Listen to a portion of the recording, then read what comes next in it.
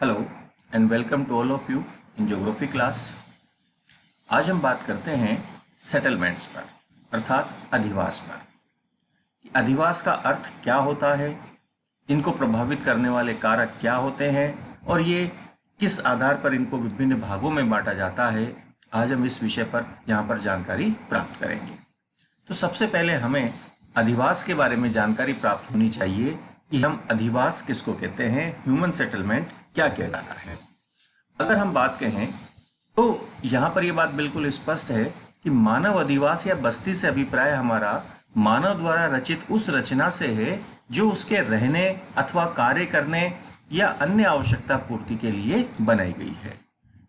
दूसरे शब्दों में हम इसे यूं भी कह सकते हैं कि भौतिक वातावरण की शक्तियों के साथ समायोजन करने, सामाजिक जीवन के रूप में रहने के लिए मनुष्य के द्वारा बनाए गए निवास को मानव अधिवास कहते हैं। लेकिन यहाँ पर यह बात बिल्कुल स्पष्ट कर देना अति आवश्यक है कि भूगोल के अंदर अधिवास शब्द का प्रयोग हम केवल एक मकान के लिए ही नहीं करते हैं, बल्कि हम इसका प्रयोग एक व्यापक अर्थ में करते हैं, जिसमें मानव ग्रहों के समूह को अधिवास कहा गया है। इसके अंतर्गत एक या दो घरों से मिलकर के बनी हुई, चाहे वो बिल्कुल छोटी पल्ली या पुरवा हो या फिर बड़े नगर या महानगर हो, उन सभी को शामिल किया जाता है। अर्थात इस मानव अधिवास के अंतर्गत हम केवल एक या दो घरों से लेकर के बड़े नगर और महानगरों को सम्मिलित करते हैं। अधिवास का अर्थ यहाँ पर केवल एक मकान से नहीं लेकर के हम बड़े से बड़े शहर को लेकर हैं या कोई और जो भी इसी प्रकार से रखता हो, संरचना हो, हम उसको इसके अंतर्गत शामिल करते हैं।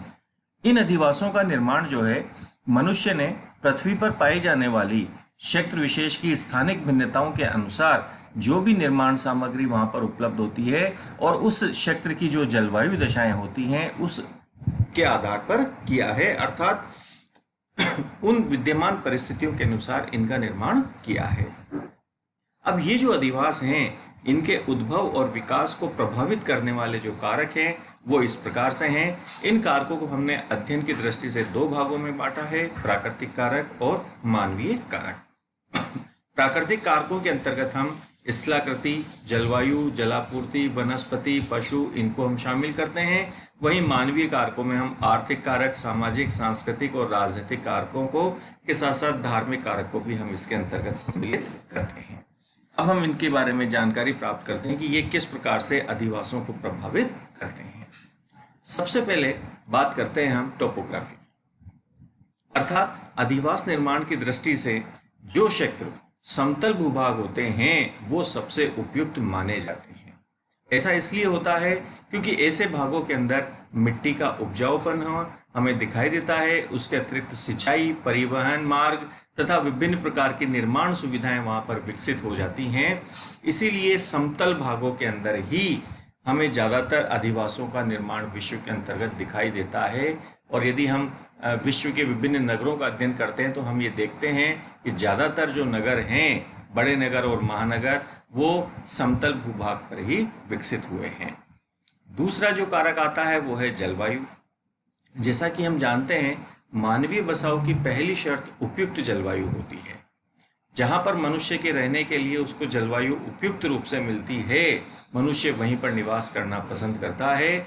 अनुपयुक्त जलवायु के अंतर्गत अधिवास अल्प और सीमित पाए जाते हैं। जहाँ पर जलवायु की उपयुक्तता होती है, सामान्यतः वहाँ पर हमें अधिवासों की संख्या और अधिवासों का निर्माण हमें अधिक दिखलाई देता है। तीसरा कारक है वो है वाटर सप्लाई, अर्थात जल की आपूर्ति। हम जानते हैं कि जल मानव जीवन का आधार है। मनुष्य की सभी आवश्यकताओं में जल की आवश्यकता होती है। इसलिए जहाँ पर पेयजल योग्य जल उपलब्ध होता है, उसके अतिरिक्त कृषि और अन्य गतिविधियों के लिए भी जो जल वहाँ पर उपलब्ध होता है वो उन क्षेत्रों के अंदर ही हमें अधिक अधिवास दिखाई देते हैं। इसके बाद हम बात करते हैं वो है वनस्पति के बारे में, कि वनस्पति जो है, हम जानते हैं कि मनुष्य जीवन जो है वो प्रत्यक्ष और अप्रत्यक्ष रूप से वनस्पतियों पर निर्भर है, जिसका भी प्रभाव हमें अधिवासों के प्रकार और स्वरूप पर दिखलाई देता है। इसके अतिरिक्त पशु के रूप में भी हम बात कर सकते हैं। हालांकि ये कारक प्राचीन काल में अधिक प्रभावी था, वर्तमान काल में इसकी प्रभावशीलता कम हो गई है। लेकिन फिर भी जो पहाड़ी भाग होते हैं या जो जंगल के क्षेत्र हैं वहाँ पर हमें इस प्रकार के कारक की भी भूमिका दिखाई देती है कि ये जो पशु हैं ये मानव अधिवासों के स्वरूप को प्रभावित करते हैं। जहाँ पर जंगली पशुओं का आतंक होता है वहाँ पर अधिवास सघन पाए जाते हैं, क्योंकि ऐसे क्षेत्रों में मानव समुदाय के रूप में ही रहना पसंद करता है। और जो भी हमें पहाड़ी क्षेत्रों के अंदर जनजाति समुदाय निवास करता है, हमें वहाँ पर दिखाई देता है कि वो सभी सघन रूप के अंतर्गत एक समुदाय के रूप में एक साथ इकट्ठे रहना पसंद करते हैं सुरक्षा की दृष्टि से। तो ये तो जितने भी कारक थे, चाहे वो धरातल हो, जलवायु है, जल की आपूर्ति हो, वनस्पति हो और पशु हो, ये सब तो आते हैं प्राकृतिक कारकों के अंतर्गत सम्मिलित। अब हम बात करते हैं मानवीय कारकों में, और मानवीय कारकों के अंदर सर्वाधिक प्रमुख कारक आता है जिसको हम कहते हैं आर्थिक कारक। मनुष्य अपनी भौतिक आवश्यकताओं की पूर्ति और अन्य जैविक क्रियाओं को सुचारू रूप से चलाने के लिए विभिन्न आर्थिक कार्य करता है। विभिन्न प्रकार की आर्थिक गतिविधियों को मनुष्य संपादित करता है। जहां पर मनुष्य को अपने जीवन को विकसित बनाने या जीवन की आवश्यकताओं की पूर्ति करने के आर्थिक अवसर उपलब्ध होने की संभावना अधिक होती है, वहां पर उसके द्वारा अधिवासों का निर्माण किया गया है। तो इसीलिए हम देख सकते हैं कि सामान्यतः उन क्षेत्रों में जहां पर जीविकोपार्जन की सुविधा या मनुष्य की आर्थिक आवश्यकताओं की पूर्ति होने की संभावना अधिक है, सामान्यतः वह क्षेत्र ही प्राचीन काल से ही निर्मित होते हुए चले आए हैं और मनुष्य ने वहीं पर ही अधिवासों का निर्माण किया है। इसी प्रकार हम बात करते हैं नेक्स्ट, वो आता है सामाजिक कारक। विभिन्न सामाजिक संगठनों की जो सामाजिक गतिविधियां होती हैं वो भी अधिवासों के उद्भव पर, विकास पर और स्वरूप के निर्माण पर अपना प्रभाव डालती है।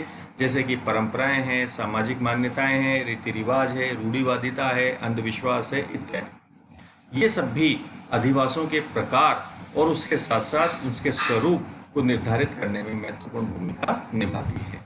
फिर बात हम करते हैं वो आता है अगला कारक, सांस्कृतिक फैक्टर, कल्चरल फैक्टर्स।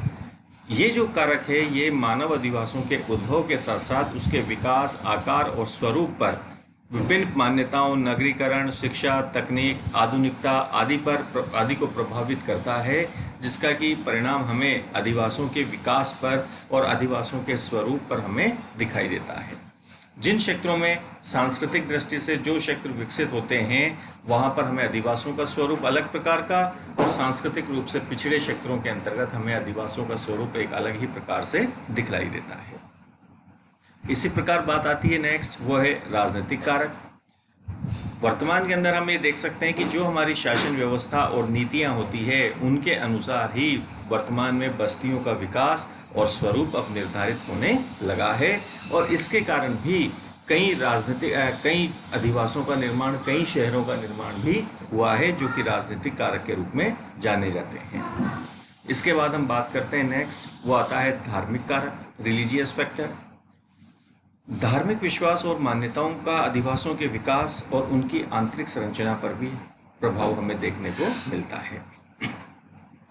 अधिवासों के निर्माण के लिए अलग अलग समुदाय के लोग, अलग अलग संप्रदाय के लोग अपनी धार्मिक मान्यताओं के अनुसार स्थल का चुनाव करते हैं, उनका आकार, मुख्य द्वार की बनावट आदि का निर्धारण करते हैं। तो इस प्रकार हम देख सकते हैं कि चाहे वो प्राकृतिक कारक हों चाहे मानवीय कारक हों, ये दोनों कारक मिलकर के अधिवासों के स्वरूप को निर्धारित करते हैं, अधिवासों के प्रकारों को निर्धारित करते हैं। उसके साथ साथ उत्पत्ति को तो प्रभावित करते ही हैं, उसके साथ साथ उनके विकास को भी ये सभी कारक प्रभावित करते हैं। सम्मिलित रूप में हमें इन बिंदुओं की जानकारी के आधार पर हम अधिवासों के बारे में जानकारी प्राप्त कर सकते हैं।